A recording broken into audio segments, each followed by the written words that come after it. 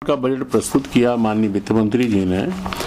पहला प्रश्न तो ये रहे कि इन्होंने इतनी असंसदीय भाषा का प्रयोग किया है, समझे ना, कि पुरानी सरकार के बारे में जितने हल्के शब्दों का मेरी समझ से राघव जी ने जो इसमें अपने बजट भाषण में व्यक्त किए, फिसड्डी सरकार, बीमारू सरकार, पिछड़ी जर्जर बदहाल हालत की सरकार, घिसट घिसट के चल रही थी सरकार, कर्जे का भारी बोझ था, दुनिया भर की जो इन्हें असंसदीय भाषा का प्रयोग किया है, इसका मैं तो वैसे घोर विरोध करता हूँ कि जो व्यक्ति चौथे बार अपना वित्त मंत्रालय का बजट प्रस्तुत करे, उनसे ऐसी भाषा का उम्मीद हमें बिल्कुल कतई नहीं थी। रहा बजट का सामान, तो बजट तो बिल्कुल सामान्य जैसा बजट है। पिछले बरस जो उन्होंने बजट प्रस्तुत किया था और इस बार बजट जो प्रस्तुत किया उसमें कोई विशेष उल्लेखनीय प्रगति नहीं है। सवाल इस बात का कि जहां तक जब हर चीजों में इजाफा हो जाता है, टैक्सों में इजाफा हो गया, दूसरे अन्य मदों में इजाफा हो गया, तो उस पैसे को उन्होंने इस तरीके से डिस्ट्रीब्यूट कर दिया। भारत सरकार से इनको जितना पैसा मिला है, भारत सरकार की जितनी योजना है, उनके द्वारा इनको जो पैसा मिलता है उसका खुद ही अपने आप में गुणगान कर रहे हैं कि ये सब जो कुछ भी किया हमने किया। यानी एक सवाल इस बात का कि नाम तेरा और गाँव मेरा, समझे ना, तो ये गाँव मेरे के ऊपर कब्जा करके बैठ गए। और टैक्सों की तो इन्होंने मध्य प्रदेश में जो भाग 2 में इन्होंने कहा है, टैक्सों की तो इन्होंने झाड़ी लगा दी। अब ये सवाल इस बात का है, टॉयलेट सामग्री के ऊपर, नहाना तो कपड़े धोने के साबुन पे लगा दिया, डिटर्जेंट के ऊपर लगा दिया, बर्तन, थर्मस, फ्लास्क, वैक्यूम, दोपहिया वाहन, तिपहिया वाहन, साइकिल, पुर्जे, टायर, ट्यूब।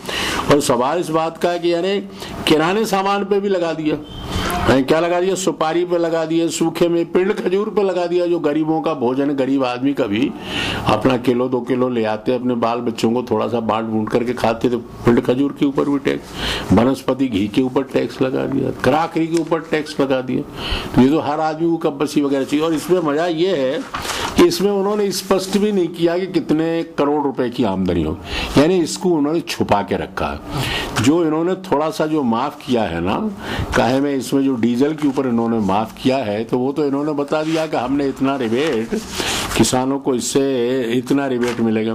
फिर दूसरा क्या है, बेट में इनका जो है अनेक वस्तुओं को बेट करों में कमी की है, बड़ी मेहरबानी की इन्होंने, बेट करों में कमी की।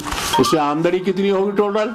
साल भर में 16 लाख रुपए, यानी ऊंट के मुंह में जीरा, यानी 16 लाख रुपए की आमदनी का मध्य प्रदेश की सरकार जिक्र करती है। इससे बड़ी हास्यास्पद बात और क्या हो सकती है? मेरी समझ से जैसे ये बेट कर इन्होंने डीजल पे कम किया, 28.75 पहले लगते थे, अब इन्होंने क्या कर दिया 26, 2.75%, 2.75% इन्होंने कम किया।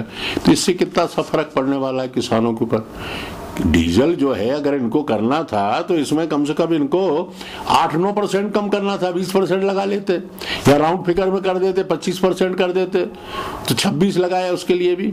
तो ऐसा देने के लिए तो इस बजट में कुछ है नहीं, लेने के लिए सवाल है।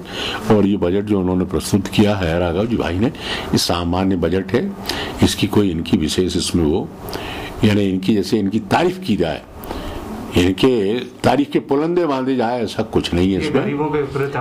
गरीबों के तो हित में है ही नहीं, ना गरीबों के हित में, ना किसानों के हित में, ना मजदूरों के हित में, ना व्यापारियों के। क्या है इसमें? कुछ नहीं। पढ़ लो, कोई पढ़ ले इस बजट को, पूरे 21 पन्ने का इनका जो बजट है, 21 पन्ने का बजट है। इसमें गरीब लोगों के लिए, मजदूरों के लिए, किसानों के लिए कोई इसमें कोई इमदादी नहीं दी इन्होंने। हर भाई को टैक्स माफ करते, इरिगेशन टैक्स माफ कर देते, इरिगेशन का रेट कम कर देते, बिजली में कोई इजाफा करवाते। किसानों के लिए क्या किया? कुछ नहीं। जो तुम्हारे गवर्नर साहब की स्पीच में जो उन्होंने जो कुछ भी कहा था मुख्यमंत्री जी ने, वो ही बातें इसमें बजट में दोहरा दी। कोई नई बात इसमें बजट में नहीं है।